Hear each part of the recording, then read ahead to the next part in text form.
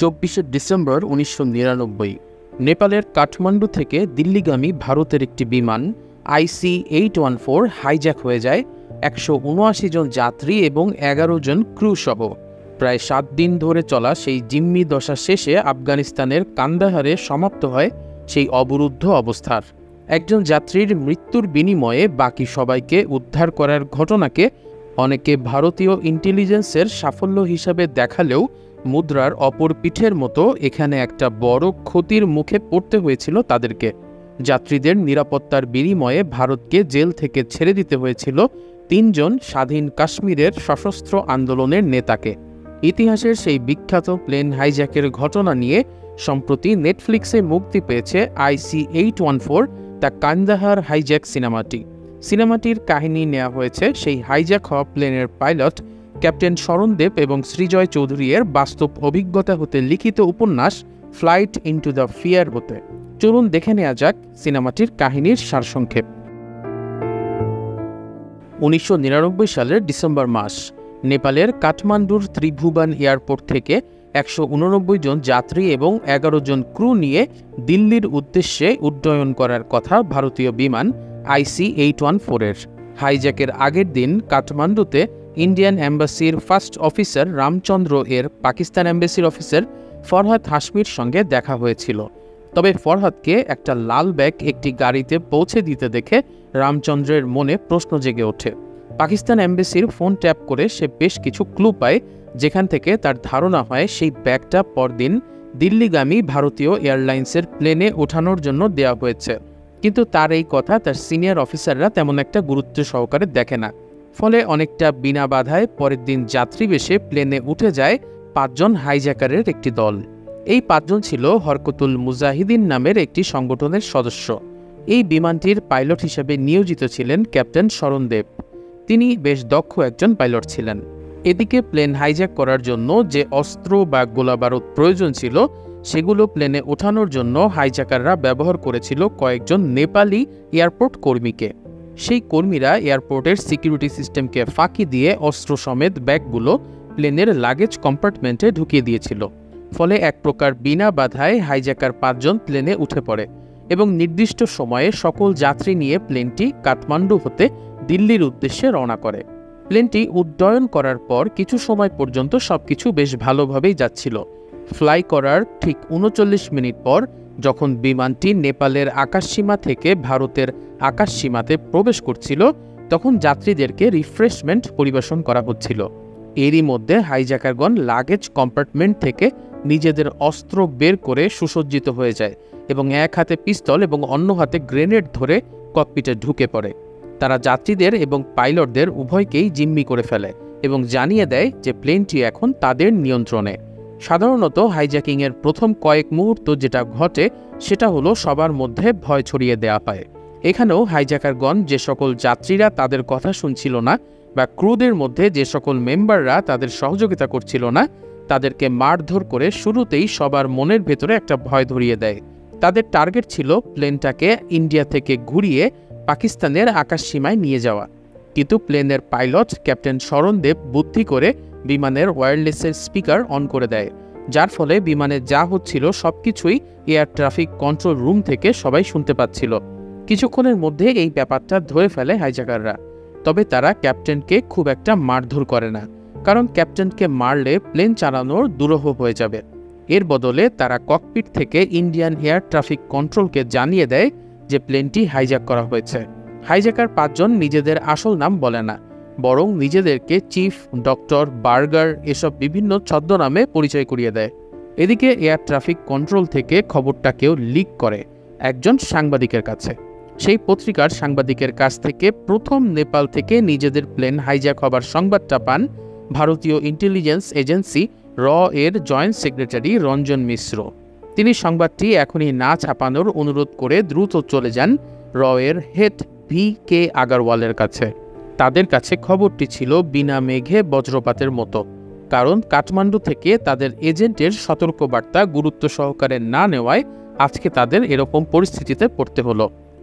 এর additional director মুকুল মোহন কয়েকবার হাইজ্যাকারদের প্লেনের স্পিকার থেকে পাওয়া কথোপকথনগুলো শুনে তাদের ভয়েস অ্যানালাইসিস করে একজনের অ্যাকসেন্টে কিছুটা কাশ্মীরি টান আছে বলে সন্দেহ পোষণ করেন।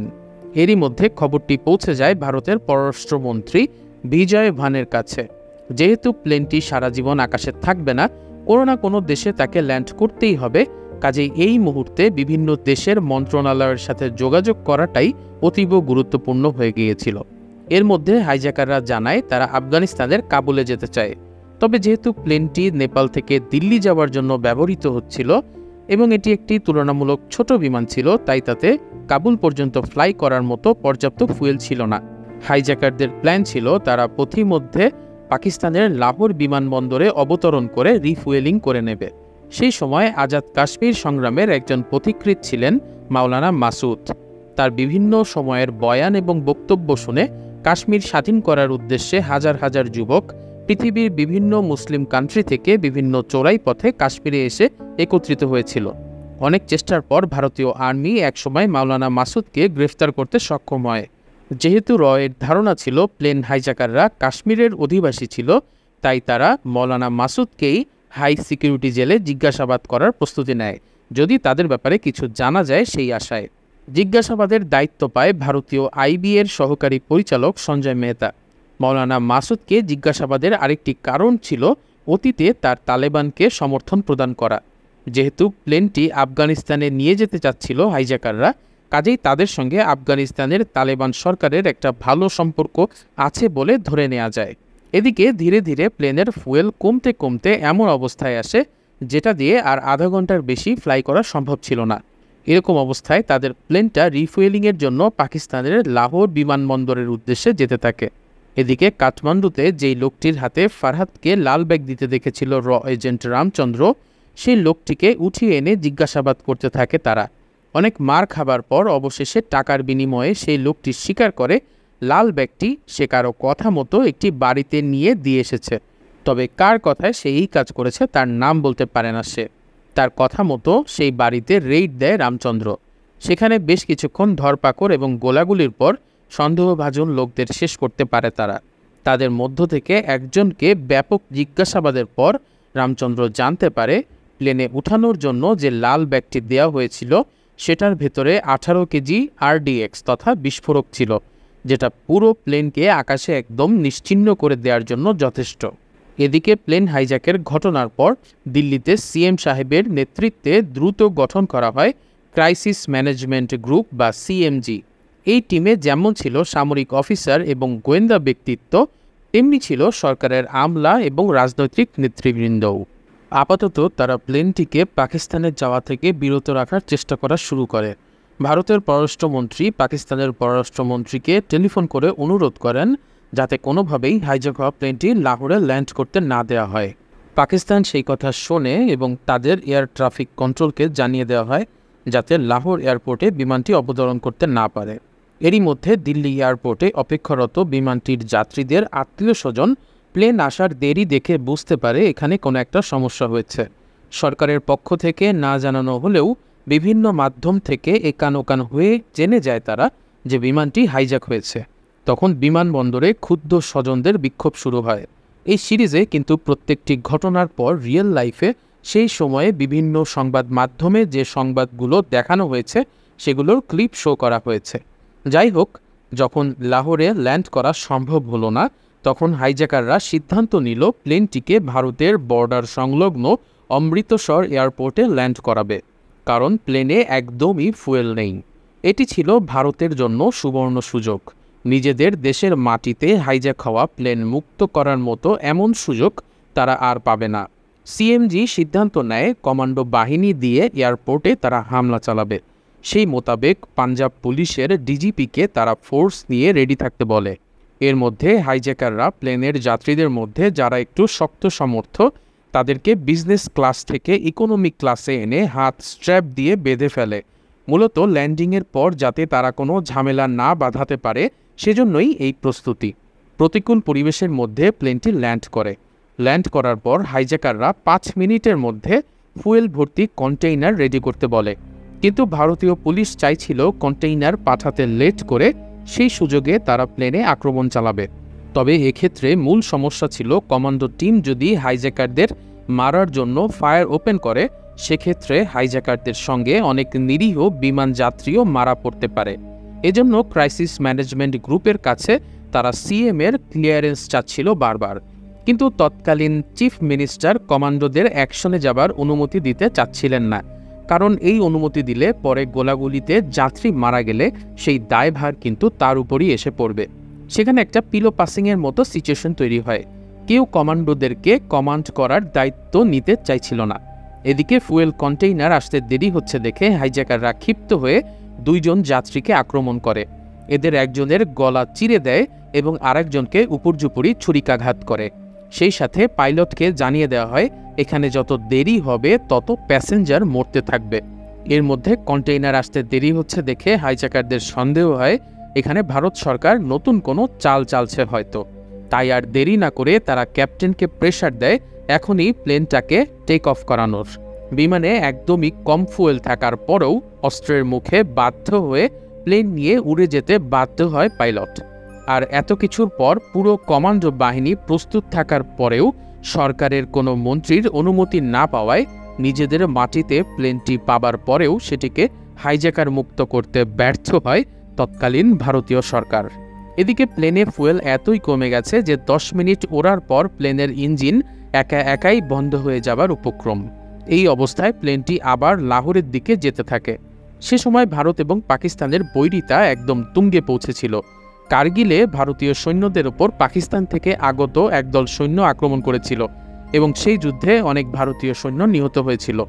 যদিও পরবর্তীতে পাকিস্তান সরকার দাবি করে পাকিস্তান আর্মি সেই ঘটনার জন্য দায়ী নয়, বরং পাকিস্তানের কোনো জঙ্গি সংগঠন ভারতীয় আর্মিকে অ্যাটাক করেছিল।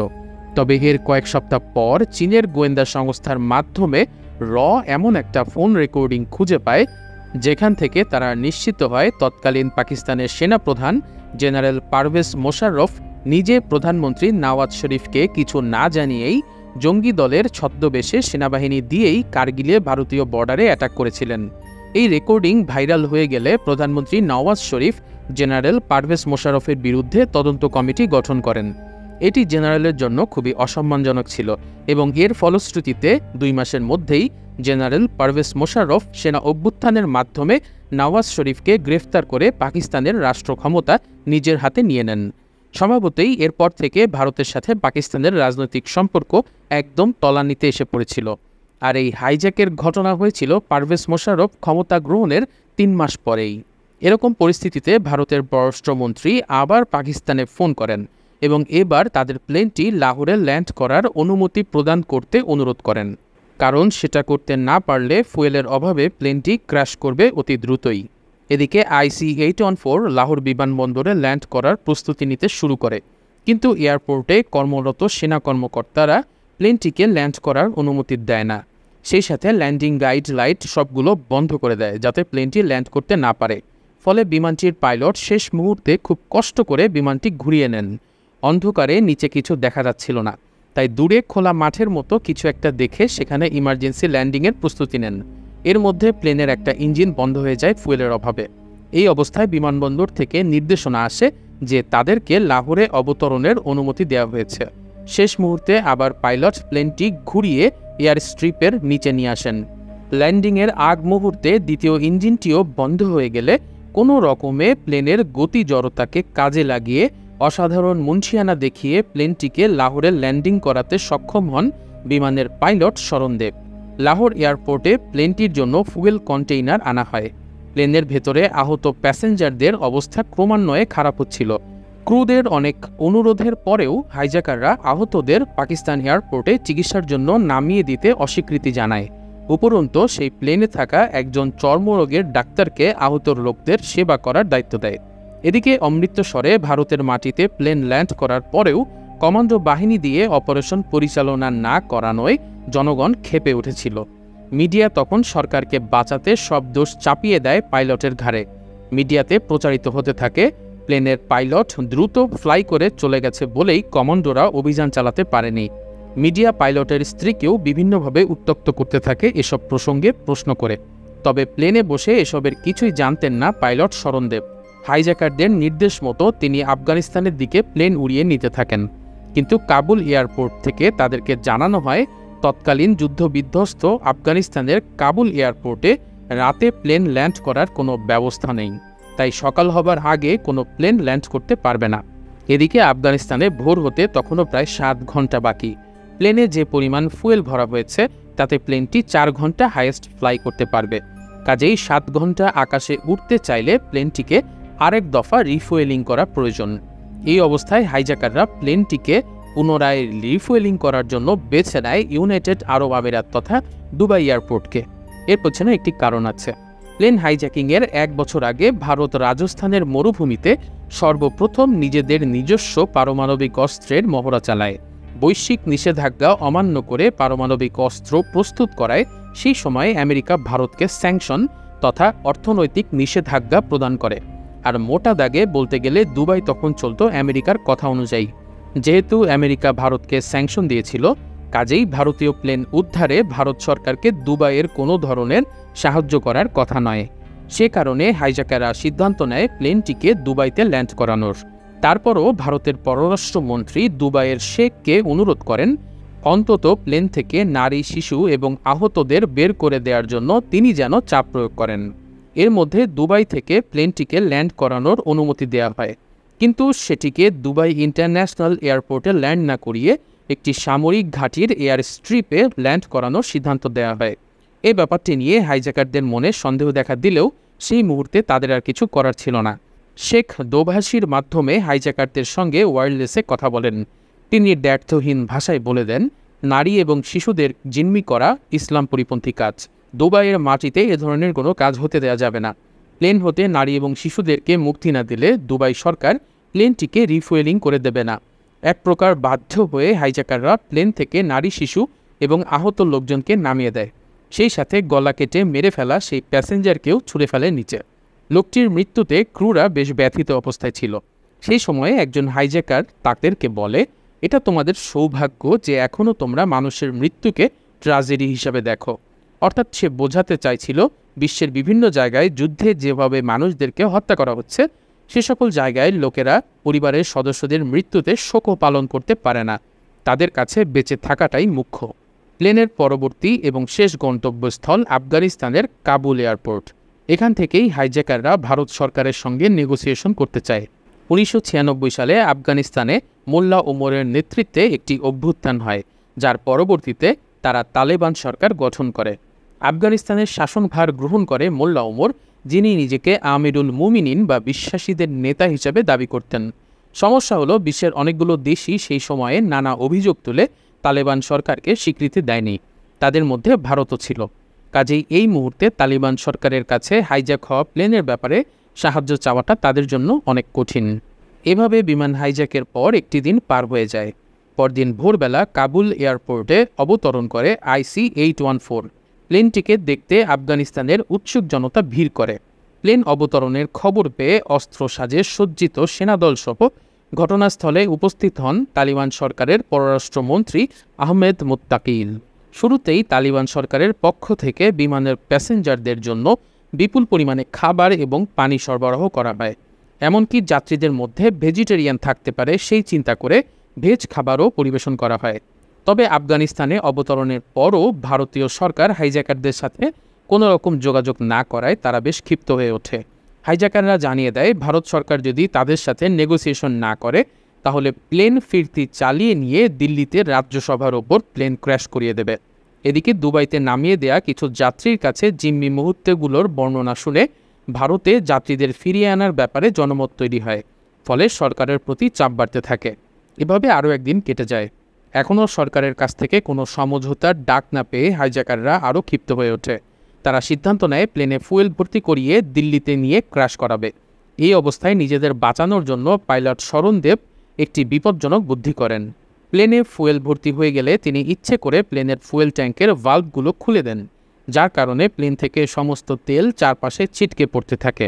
পাইলট এই ঘটনার দায় চাপিয়ে দেন অনভিজ্ঞ লোকদের উপরে, যারা ফুয়েল লোড করছিল। পাইলটের মতে অতিরিক্ত প্রেসারে ফুয়েল লোড করায় ট্যাঙ্কি ফেটে গেছে। হাইজ্যাকাররা ব্যাপারটা বিশ্বাস না করলেও তাদের কিছু করার ছিল না। ক্ষোভে পাইলটকে বেশি কিছুক্ষণ মারধর করার পর তারা শান্ত হয়ে যায়।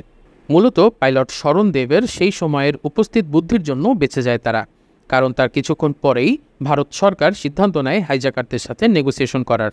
তবে যেহেতু আফগানিস্তানের তালিবান সরকারকে তারা আনুষ্ঠানিকভাবে স্বীকৃতি দেয়নি, তাই জাতিসংঘের প্রতিনিধিদের উপস্থিতিতে নেগোসিয়েশন করার জন্য ভারত থেকে প্রতিনিধি দল আফগানিস্তানে এসে পৌঁছানোর সিদ্ধান্ত নেয়।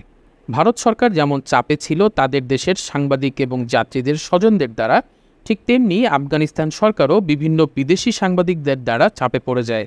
যেহেতু হাইজ্যাকাররা এত দেশ রেখে আফগানিস্তানেই এসে নেগোসিয়েশন করছে, আবার প্লেন ল্যান্ড করার সাথে সাথে যাত্রীদের জন্য এত খাবারেরও আয়োজন তালেবান সরকার করছে, এই ব্যাপারগুলো নিয়ে বিদেশি সাংবাদিকরা প্রশ্ন করতে থাকে। এত আয়োজন তারা কিভাবে করলো যদি আগে থেকে তাদের সঙ্গে হাইজ্যাকাররা যোগাযোগ না করে থাকে? হাইজ্যাকের ঘটনার 4 দিন পর ভারত সরকারের প্রতিনিধি দল কাবুল এয়ারপোর্টে এসে পৌঁছায়। তবে সেই প্রতিনিধি দলে সরকারি কর্মকর্তাদের সাথে ছদ্মবেশে এর এজেন্ট এবং মেডিকেল টিমের ছদ্মবেশে একটি কমান্ডো দলও এসেছিল। তবে সন্দেহ হওয়ায় তাদেরকে আফগান সরকার প্লেন থেকে নামতে অনুমতি দেয় না, শুধুমাত্র নেগোসিয়েশন করার জন্য 6 জন সদস্যকে অ্যালাউ করে বাইরে আসতে। তালিবান সরকারের পররাষ্ট্রমন্ত্রী মুত্তাকিল সাহেব ভারতের প্রতিনিধিদের জন্য একটি রুম ঠিক করে দেন। এখান থেকেই ওয়্যারলেসের মাধ্যমে তারা হাইজ্যাকারদের সাথে নেগোসিয়েশন করতে পারবে। তবে শর্ত হলো সকল কথোপকথন মুত্তাকিল সাহেবের সামনে হতে হবে। অবশেষে তাদের মধ্যে নেগোসিয়েশন শুরু হয়। ভারত সরকারের পক্ষে তাদের সঙ্গে কথা বলছিলেন এর অ্যাডিশনাল ডাইরেক্টর মুকুল মোহন। শুরুতেই পাইলটের সঙ্গে কথা বলে তিনি প্লেনের ভেতরের অবস্থা সম্পর্কে জানতে চান। প্রথম দিনই হাইজ্যাকারদের কাছ থেকে দাবি দাওয়া না শুনতে চেয়ে তাদেরকে ভালোভাবে ভেবে পরদিন কথা বলার অনুরোধ করে লাইনটি কেটে দেন তিনি। আসলে ভারতের লক্ষ্য ছিল এই নেগোসিয়েশনে যত দীর্ঘায়িত করা যায় তত ভালো, কারণ আফগানিস্তান সরকার বেশি দিন এই প্লেনটিকে নিজেদের ভূখণ্ডে রাখতে দেবে না। সেক্ষেত্রে যত দেরি হবে হাইজ্যাকাররা তত নিজেদের দাবির ব্যাপারে নমনীয় হতে বাধ্য হবে। এদিকে টানা কয়েকদিন সুয়ারেজ লাইন পরিষ্কার না করায় প্লেনের টয়লেট ব্লক হয়ে এক অমানবিক পরিস্থিতির সৃষ্টি হয়ে যায়। স্বাভাবিক, কারণ প্লেনের টয়লেট তো আসলে স্বল্প সময়ে ব্যবহারের জন্য ডিজাইন করা হয়ে থাকে। এই অবস্থায় টয়লেটের দুর্গন্ধে কেউ আশেপাশে থাকতে পারছিল না। যাত্রীদের অসহায়ত্বের কথা চিন্তা করে এক পর্যায়ে পাইলট নিজে ব্লক হওয়া সুয়ারেজ লাইন ঠিক করার চেষ্টা করার সিদ্ধান্ত নেন। একটা প্লেনের টয়লেট সিস্টেম মেরামত কিন্তু সাধারণ একজন প্লাম্বার করতে পারবে না। কয়েক ঘন্টার চেষ্টার পর পাইলট টয়লেটের লাইন ক্লিয়ার করতে সক্ষম হন। এসবের মধ্যে নিজেদের দাবি দাওয়া লিখে হাইজ্যাকাররা একটা পান্ডার ভেতরে ভরে বাইরে নিক্ষেপ করে। সাথে সাথে শুরু হয়ে যায় সেই ডিমান্ড বিশ্লেষণ, হ্যান্ড রাইটিং অ্যানালাইসিস ইত্যাদি। তাদের প্রথম দাবি হলো কাশ্মীর সংগ্রামে নিহত হরকাতুল মুজাহিদিনের ফাউন্ডিং লিডার সাজ্জাদ আফগানিয়ের লাশ তাদেরকে ফেরত দিতে হবে। এটি মূলত একটা অসম্ভব দাবি ছিল, কারণ প্রায় 6 মাস আগেই তার লাশ দাফন করা হয়ে গেছে। দ্বিতীয় দাবি, তাদেরকে 200 মিলিয়ন আমেরিকান ডলার দিতে হবে। 90 দশকের বিবেচনায় 200 মিলিয়ন কিন্তু অনেক। তৃতীয় দাবি, এখন পর্যন্ত ভারতে বিভিন্ন সময়ে জঙ্গি মামলায় বন্দী সকল মুসলমানদেরকে ছেড়ে দিতে হবে। এক কথায় বলতে গেলে 3টি দাবি পূরণ করা ভারত সরকারের জন্য এক প্রকার অসম্ভব ছিল। হাইজ্যাকারদের পরিচয় জানার জন্য কিন্তু ব্যতিব্যস্ত হয়ে উঠেছে। হাই সিকিউরিটি জেলে মৌলানা মাসুদ সাহেবকে জিজ্ঞাসাবাদের মাত্রা বাড়িয়ে দেওয়া হয়। তবে মাসুদ সাহেবের বক্তব্য হলো গত কয়েক বছর ধরে সে জেলে বন্দী। তার আগের বক্তব্য শুনে যদি কোনো ভক্ত তাকে মুক্ত করার জন্য নিজের জীবন বাজি রেখে প্লেন হাইজ্যাক করে, সেটা এই জেলের ভেতরে বসে সে কিভাবে জানবে? এভাবে 6 দিন পার হয়ে যায়। মুকুল মোহন হাইজ্যাকারদের বলার চেষ্টা করে সারা ভারতে প্রায় 7,000 মুসলিম বন্দী আছে বিভিন্ন জঙ্গি মামলায়। তাদেরকে প্রসিডিউর ফলো করে মুক্তি দিতে গেলে কয়েক মাস, এমনকি বছরও লেগে যেতে পারে। তার চেয়ে নির্দিষ্ট কারো নাম যদি তারা বলে যে অমুক ব্যক্তিকে মুক্তি দিতেই হবে, তাহলে তাদের জন্য কাজটা সহজ হয়ে যায়। আসলে চাইছিল হাইজ্যাকাররা যদি নির্দিষ্ট কারো নাম বলে, তাহলে তারা সেই সূত্র ধরে বের করে ফেলতে পারবে হাইজ্যাকাররা কারা হতে পারে। তবে এই পর্যায়ে তাদের মধ্যে বিভক্তি সৃষ্টি হয়। এতক্ষণ যে লোকটি কথা বলছিল চিফ নাম দিয়ে, সে চাইছিল তার ভাই যে ভারতের হাতে বন্দী ছিল তার নাম বলে দিতে, কিন্তু অন্য হাইজ্যাকাররা তাকে নিবৃত্ত করে। কারণ ভাইয়ের নাম বলে দিলে সহজেই ভারতীয় গোয়েন্দারা ট্রেস করে বের করতে পারবে যে এই হাইজ্যাকাররা কারা। এদিকে হাইজ্যাকাররা যে বন্দীদের মুক্তি চায় এই ব্যাপারটা জানাজানি হয়ে গেলে ভারতে মিশ্র প্রতিক্রিয়া দেখা দেয়। কারো ভাষ্য ছিল ইন্ডিয়ান আর্মির অনেক সদস্যের জীবনের বিনিময়ে একজন বিচ্ছিন্নতাবাদী নেতাকে গ্রেফতার করা হয়। এখন তাদেরকে ছেড়ে দেয়া মানে সেনাবাহিনীর রক্তের সাথে বেইমানি করা। অন্য আরেকটি মত হলো 170 জন লোকের জীবনেরও তো মূল্য আছে। বন্দীদের ছেড়ে দেওয়ার পর কোনো না কোনো দিন হয়তো তাদেরকে আবারও গ্রেফতার করা যাবে, কিন্তু এই বিমানের 170 জনকে মেরে ফেলা হলে তারা তো আর কখনো ফেরত আসবে না। এসবের মধ্যে ভারতীয় প্রতিনিধি দল আফগানিস্তানের পররাষ্ট্রমন্ত্রী মুত্তাকিল সাহেবের সাথে আলোচনায় বসে। এই যে বন্দী অপহরণ করে টাকা চাওয়া, 6 মাস আগে মরে যাওয়া লাশ ফেরত চাওয়া, এই দাবিগুলোকে ইসলাম সমর্থন করতে পারে না। এছাড়াও যুদ্ধবিধ্বস্ত আফগানিস্তানের এখন প্রয়োজন অবকাঠামোগত উন্নয়ন এবং ফরেন ইনভেস্টমেন্ট। তাদের মাটিকে ব্যবহার করে এভাবে হাইজ্যাকাররা তৎপরতা চালালে সেটা বহির্বিশ্বে তাদের ভাবমূর্তিকে নষ্ট করে ফেলবে। মুত্তাকিল সাহেব ছিলেন সমজদার ব্যক্তি। তিনি কথা দেন আফগানিস্তানের মাটিতে এন্টি ইসলামিক কোনো কর্মকাণ্ড তিনি হতে দেবেন না। সেক্ষেত্রে ভারতীয় ইন্টেলিজেন্সের বক্তব্য ছিল, কাশ্মীরের নেতা মৌলানা মাসুদ এবং 4 জন বন্দীকে তারা মুক্তি দেবে নিজেদের ইচ্ছামতো, অথবা মাওলানা মাসুদ এবং 2 জন বন্দীদের তারা মুক্তি দেবে হাইজ্যাকারদের ইচ্ছামতো। হাইজ্যাকাররা এই শর্ত মানতে রাজি হয় না। হাইজ্যাকারদের আক্রমণাত্মক কথাবার্তার কারণে ভারতীয় কাউন্টার ইন্টেলিজেন্স অন্য রাস্তায় হাঁটতে চায়। আপনাদের নিশ্চয়ই মনে আছে, এই নেগোশিয়েটরদের দলের সাথে প্লেনে করে মেডিকেল টিমের ছদ্মবেশে একদল কমান্ডো এসেছিল। তারা চাইছিল সেই কমান্ডো টিমদের দিয়ে স্ট্রমিং করিয়ে বিমানটি দখল করিয়ে নিতে। তারা মুত্তাকিল সাহেবের কাছে এই ব্যাপারে অনুমতি চাইলে উত্তেজনাপূর্ণ পরিস্থিতি সৃষ্টি হয়। আফগানিস্তান সরকার তাদের মাটিতে ভারতীয় কমান্ডো টিম অ্যালাউ করবে না, সেটা জানা কথা ছিল। সেই সাথে ভারত যেটা নিজেদের মাটিতে করতে পারেনি, সেটা ভিন দেশে, তাও আবার এমন একটা দেশে যাদের সরকারকে তারা স্বীকৃতি দেয়নি, সেখান থেকে অনুমতি পাওয়ার আশা করা নেহাতি বোকামি। তবে এই ঘটনার পর তালিবান বাহিনী নিজেদের অস্ত্রসহ বিমানটিকে ঘিরে পাহারা দেওয়া শুরু করে। তাদের উদ্দেশ্য ছিল 2টি: ভারতীয় কমান্ডো বাহিনী যাতে আক্রমণ না করতে পারে, অথবা হাইজ্যাকাররা নেগোসিয়েশনে ব্যর্থ হয়ে যাতে যাত্রীদেরকে না মারা শুরু করতে পারে। রয়ের এজেন্টরা জানত প্লেনে 18 কেজি RDX বা বিস্ফোরকের একটি ব্যাগ রাখা আছে। কাজেই তাদের পক্ষে এই প্লেনটিকে উড্ডয়ন করতে দেয়া খুবই রিস্কি একটি ব্যাপার ছিল। তাদেরকে যে কোনো উপায়ে নেগোসিয়েশন করে হাইজ্যাকারদের নিরস্ত্র করা ছাড়া আর কোনো উপায় ছিল না। দেখতে দেখতে 7ম দিন চলে এলো। যাত্রীদের মধ্যে তখন কিছুটা মুক্তির সুবাতাস বইতে শুরু করেছে। 7 দিন হয়ে যাওয়ার পরেও হাইজ্যাকাররা কোনো মতানৈক্যে আসতে পারছে না দেখে তালিবান সরকার বেশ বিরক্ত হয়ে যায়। মুত্তাকিল সাহেব আর দেরি না করে 7ম দিনের শুরুতেই হাইজ্যাকারদের জানিয়ে দেন, মুক্তিপণ হিসাবে অর্থ নেয়া বা দাফন হওয়া লাশ ফেরত চাওয়ার শর্ত হাইজ্যাকাররা রাখতে পারে না, কারণ এ ধরনের সওদা বা বিনিময় ইসলাম সমর্থন করে না। তবে যাত্রীদের বিনিময়ে শুধুমাত্র বন্দি বিনিময় করতে চাইলে সেটা করতে পারবে। আর এখানে থাকা প্লেনের সকল যাত্রী আফগানিস্তানের মেহমান। এখানে হাইজ্যাকাররা যদি যাত্রীদের কোনো রকম ক্ষতি করে তাহলে তারা চুপ করে বসে থাকবে না। আজকের মধ্যে যদি হাইজ্যাকাররা কোনো নেগোসিয়েশনে না আসতে পারে তাহলে পরদিনই তাদেরকে আফগানিস্তানের মাটি ছেড়ে অন্য কোথাও চলে যেতে হবে। হাইজ্যাকাররা ভেবেছিল তালিবান সরকার তাদেরকে সাহায্য করবে, কিন্তু হঠাৎ আফগানিস্তান সরকার এরকম বেঁকে বসার কারণে তাদের পিঠ যেন দেয়ালে ঠেকে যায়। আর অন্যদিকে ভারতীয় নেগোশিয়েটররা মুত্তাকিল সাহেবকে ভূয়সী প্রশংসায় ভাসিয়ে দিতে থাকেন। অবশেষে হাইজ্যাকারদের কাছে নেগোসিয়েশন করা ছাড়া আর কোনো উপায় থাকে না। পরদিন তারা 3 জন বন্দির নাম দেয়: মৌলানা মাসুদ আজহার, ওমর শেখ এবং মুস্তাক আহমেদ জারগার। এদের মধ্যে মুস্তাক আহমেদ ছিলেন হাইজ্যাকারদের একজনের আত্মীয়। প্রায় 12টি হত্যা মামলা মাথায় নিয়ে তিনি কাশ্মীরের জেলে বন্দী ছিলেন। তাকে ছাড়তে কাশ্মীরের প্রশাসকের অনেক আপত্তি ছিল, কিন্তু চিফের অনুরোধে তিনি বাধ্য হন মুক্তিনামায় স্বাক্ষর করতে। পরদিন ভারতের সরকার আরেকটি প্রতিনিধি দল নিজেরা একটি বিমান নিয়ে আফগানিস্তান ল্যান্ড করে। ইতিমধ্যে হাইজ্যাকারদের দাবি অনুযায়ী 3 বন্দীকে কাশ্মীরে পাকিস্তান সীমান্তের কাছে ছেড়ে দেওয়া হয়। আর কিছু বস্তুনিষ্ঠ সাংবাদিকের কল্যাণে পাইলট শরণ দেবের উপরে মানুষের আস্থাও ফিরে আসে। ভিলেন থেকে তিনি হয়ে যান নায়ক। রেস্কিউ প্লেনে সকল যাত্রীকে উঠিয়ে নেয় তারা। ভারতের পররাষ্ট্রমন্ত্রী নিজে স্যালুট দিয়ে অভিবাদন জানান পাইলট দেব শরণকে। তাকে ফুল দিয়ে বরণ করে নেওয়া হয়েছিল নিজ দেশের মাটিতে। এভাবেই শেষ হয়েছিল যাত্রীদের 7 দিনের সেই ভয়ঙ্কর হাইজ্যাকিংয়ের অভিজ্ঞতা। একজন বাদ দিয়ে বাকি সকল যাত্রীর জীবন বাঁচাতে পারলেও ভারত সরকারকে ছেড়ে দিতে হয় 3 জন সশস্ত্র নেতাকে। শোনা যায় সেই 5 ছিনতাইকারী পরবর্তীতে আফগানিস্তানেই ওসামা বিন লাদেনের সঙ্গে দেখা করেছিল। এছাড়া মৌলানা মাসুদ মুক্তি পেয়েই করাচিতে যান এবং সেখানে 20,000 সমর্থক নিয়ে গঠন করেন তার নতুন সংগঠন জাইশ-ই-মোহাম্মদ। এই সংগঠনকে বিভিন্ন সময়ে আন্তর্জাতিক গণমাধ্যমগুলো দায়ী করে পরবর্তীতে ভারতে ঘটে যাওয়া বিভিন্ন হামলার ঘটনা, যেমন মুম্বাই টেরর অ্যাটাক অথবা পুলওয়ামা অ্যাটাকের পেছনের কারণ হিসাবে। এ সমস্ত আফটার ম্যাথের কারণে অনেক রাজনৈতিক বিশ্লেষকই IC-814 হাইজ্যাকের ঘটনাটিকে ভারতের একটি সামরিক ব্যর্থতা হিসেবে দায়ী করে।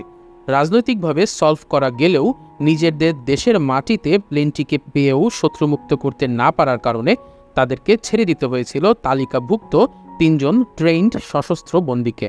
প্রিয় দর্শক, ইতিহাসের আলোকে আপনাদের কি মনে হয়, সেদিন ভারতের অমৃতসরে কমান্ডো বাহিনী ব্যবহার না করে তাদের সরকার কি ঠিক কাজ করেছে নাকি ভুল করেছে? আপনাদের মতামত কমেন্টে জানাবেন। এই ছিল মূলত IC-814 দ্য কান্দাহার হাইজ্যাক সিরিজের কাহিনীর সারসংক্ষেপ। ভিডিওটি কেমন লাগলো জানাবেন। ভিডিওটি যদি ভালো লেগে থাকে তাহলে লাইক করুন, কমেন্ট করে উৎসাহিত করুন এবং এরকম আরও ভিডিও দেখতে চাইলে আমাদের চ্যানেলটি সাবস্ক্রাইব করে দিন। সবাই অনেক ভালো থাকবেন এই কামনায় বিদায়।